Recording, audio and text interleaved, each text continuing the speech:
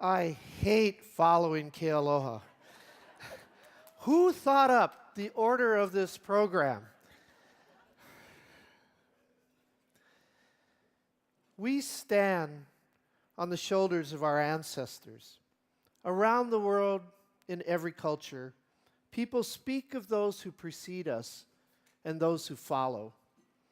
It's an appreciative nod to the past as well as to the future. But in our community, it is the caring for others that binds us together. It is the history and prevalence of philanthropy that makes Hawaii special and at the foundation of our aloha spirit. In almost every facet of our everyday lives, the effect of the generosity of those who came before us is revealed, even if we may not recognize it. Kamehameha I proclaimed, "Respect alike people great and humble. See to it that our aged, our women and our children lie down by the roadside without fear of harm." And more than just words, the ali'i lived this core value. They directed their resources to helping generations get access to health care, child care, education, and support for kupuna. Queens Medical Center, the Lunililo Home for the Elderly, Kapiolani Medical Center for Women and Children, Kamehameha Schools, and Queen Liliuokalani Children's Center all started by the ali'i. These monumental acts of caring have benefited Hawaii for well over a century, and their impact can still be felt today. As the missionaries began arriving in 1819, they focused on education, founding the Chief's Children's School and Punahou and Iolani schools. They helped publish the first alphabet of the Hawaiian language in 1822 and taught people to read. And in just a few decades, they transformed the Kingdom of Hawaii into one of the most literate nations in the world. Their descendants continue to build on this legacy, starting the kindergarten movement, for example, as well as such cornerstone institutions as the Cook, Atherton, Castle, and Wilcox Foundations. Charity was also organized early on by various ethnic groups that were originally brought here as plantation laborers.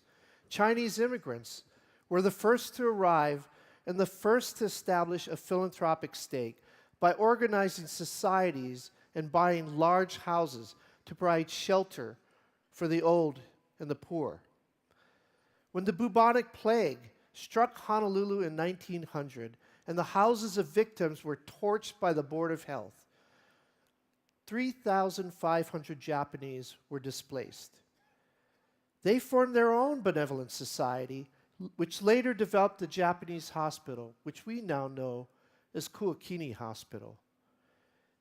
This idea of helping their countrymen and women also flourished into the founding of the German Benevolent Society, the British Benevolent Society, the Ladies Portuguese Charitable Association, and the Hawaiian Relief Fund. And as the 20th century unfolded and the idea broadened to include a sense of community beyond just their own, the United Welfare Fund was established in 1919, raising $186,000 in a campaign to support 17 charitable institutions. Today, we know this organization as the Aloha United Way. And as the years went by, the business community provided the financial and civic leadership for new organizations and projects, such as the creation of the Capitol Block, the home of our state government, along with the establishment of the Contemporary Art Museum, Hawaii Pacific University, and Maui Arts and Cultural Center, to name a few. The Ali'i Trust, created by a sense of kuleana, responsibility for the people. The missionaries and their descendants, driven by a deep sense of devotion and gratitude. The immigrant communities, acting with conviction to take care of one another at a time when there is little else to turn to. and the business community, creating new institutions and partnerships out of a sense of civic duty. Each example adding to the tapestry of our communal history and building on the foundation laid by previous generations. Each generation bestowing upon us the fruits from their generosity and foresight. Without question, all of us here tonight are standing on their shoulders, and we are all the better for it. Which brings us to today. For the past 100 years, the Hawaii Community Foundation has been privileged to play a role in transforming people's generosity into lasting positive change. Today, we are the stewards of over 700 funds, each with its own story about the passion to make a difference. And through those funds, along with more than 1,000 donors and clients, we distribute nearly $50 million each year. Today, our footprint is statewide, and those funds go to benefit every island community, working with hundreds of nonprofit organizations and providing financial assistance to thousands of college students and kupuna every year. Today, we rely on the wisdom of several hundred community leaders, including those who serve on our board and neighbor island leadership councils, those who serve as scholarship ambassadors and advisory committee members who select worthy recipients. Today, we organize partnerships of like-minded philanthropists and civic leaders to tackle tough problems, like ensuring we have an abundant supply of fresh water for future generations, helping at-risk middle school kids build a pathway to finish high school, and increasing the number of homeless families that find stable housing and futures. And today, we share a century of experience and knowledge to amplify the power of private dollars and develop innovative solutions to improve systems. We are immensely proud of the achievements that have been made by the Foundation over the last 100 years. But all of those numbers and facts, as compelling as they may be, are only part of the story. The inspiration lies with the people who have made great things happen, both the givers and the beneficiaries. Jester Galiza's parents moved here from the Philippines, each working 2 jobs in Waikiki in order to provide a better life for their 5 children. Inspired by his parents, Jester worked hard, graduating as valedictorian of Campbell High School and setting his sights on attending an Ivy League school. But the cost of going to a mainland college seemed out of reach. Meanwhile, Perry Sorensen, the chief operating officer of Outriggers Hotels, had become inspired by the many employees like the Galizas who were working hard to provide for their families. When he retired, Perry and his wife Sally established a scholarship fund to benefit the children of employees, and because of their generosity, Jester was able to attend and graduate from Dartmouth College.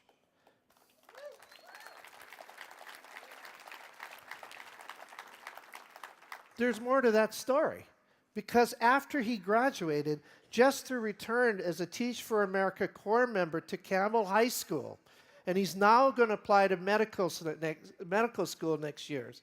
And while the Sorensens could not join us tonight, I really would like to introduce you all to Jester and his parents, Rose and Lucio Galiza. Jester, wave to everybody.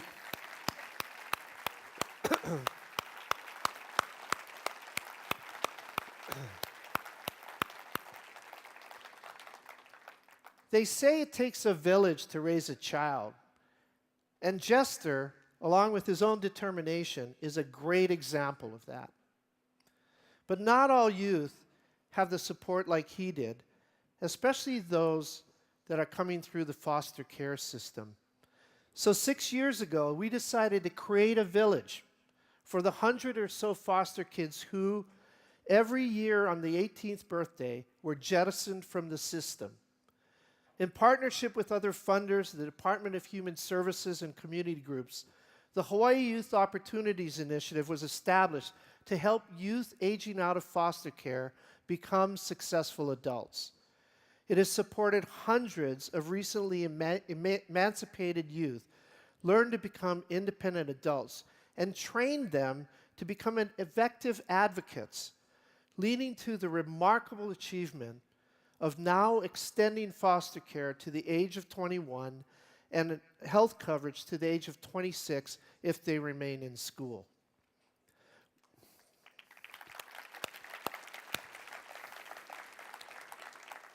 One of those fantastic leaders of this movement was Janani Utob, who entered foster care when he was 3 years old and was in and out of the system for most of his youth. While the initiative helped Janani and others with financial literacy and matched savings funds, the biggest benefit was in building their self-confidence and helping them realize their power to change the world and themselves. Janani graduated from UH West Oahu with a BA in Public Administration and is now working for the initiative, leading youth circles which help young people who are preparing to transition out of foster care. So he continues to build the village for these kids. Ladies and gentlemen, Janani Utob.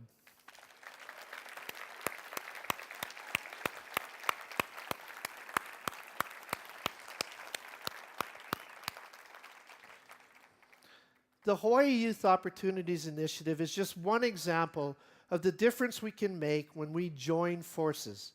Time and again, we've witnessed powerful and lasting change when people pool their resources and energy around a common passion.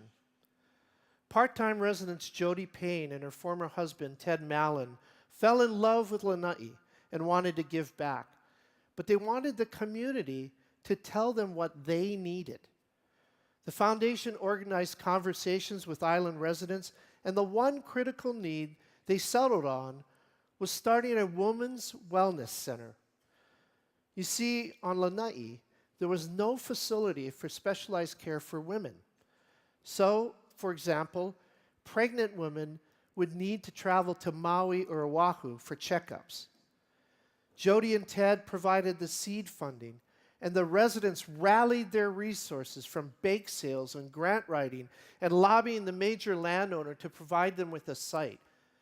Embraced by the whole community and emboldened by their success, the women leaders decided to expand their vision, and that small one-room gathering place grew into a fairly qualified health center that now serves all the residents on the island.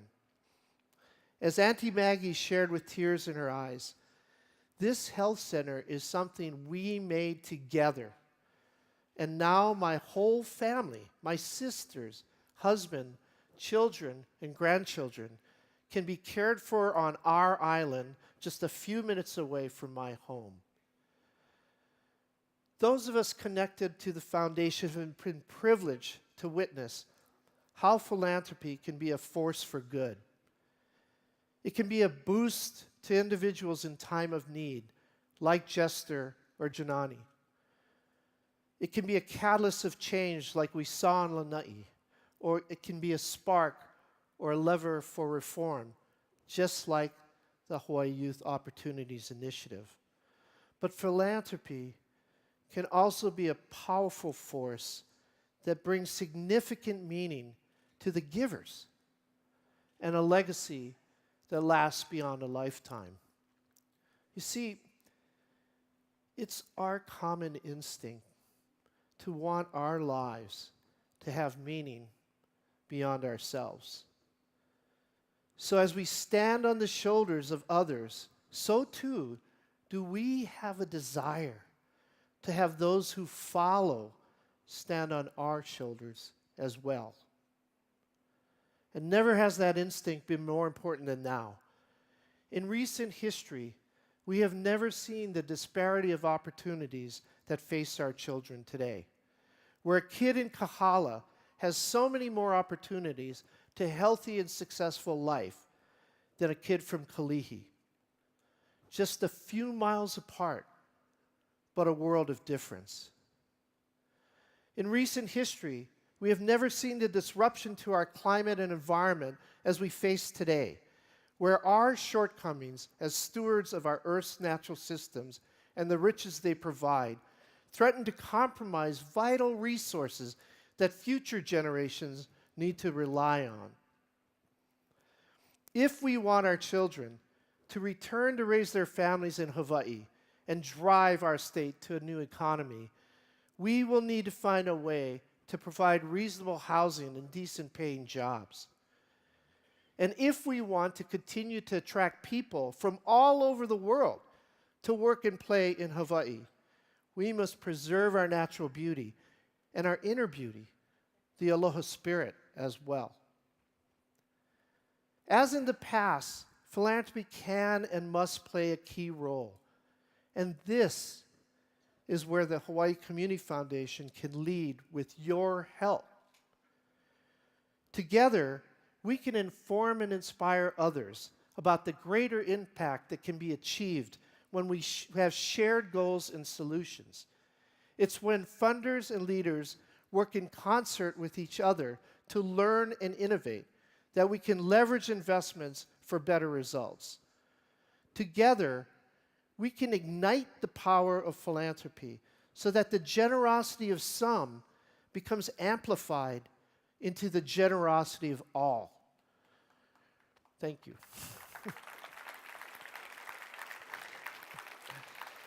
Where everyone considers how they can give of their time, talent, and treasure. And while this is urgent, it's not a sprint. It's a marathon that will take years and sometimes decades for us to achieve. And that is why the enduring presence of the Hawaii Community Foundation can have such a profound influence. So I thank you. I thank you for your trust in us and for your generosity to our community. Together, we are making a difference. Somewhere tonight, a high school senior is sitting with a calculator in her hand, looking at a stack of college acceptance letters. She's the first in her family to be accepted to college, and she's trying to figure out whether she can afford to go. The scholarships that she receives from the foundation will help, but as one scholarship recipient told me, it wasn't the money. It was the fact that someone I didn't even know believed in me. We give her hope for the future. Somewhere tonight, a homeless family is preparing to move into an apartment for the first time in a long time. They are supported by a team of professionals helping them get ready to secure work, manage their finances, and make a smooth transition with their kids' schools. We give them confidence they can build a better life. Somewhere tonight, the Hokulea winds its way through azure-colored Caribbean Sea, carrying with her the message of Malama Honua, our one planet. But she also carries with her the examples and inspiration of Hawaii's environmental leaders whose conviction has been supported by our funders and philanthropists. We give them sustenance on this long journey. Hope, confidence, sustenance. This is what you give to so many. And this is what we will need to create a better future, a better Hawaii, so that those who will follow will be grateful to have our shoulders to stand on. Thank you very much. Aloha kākou.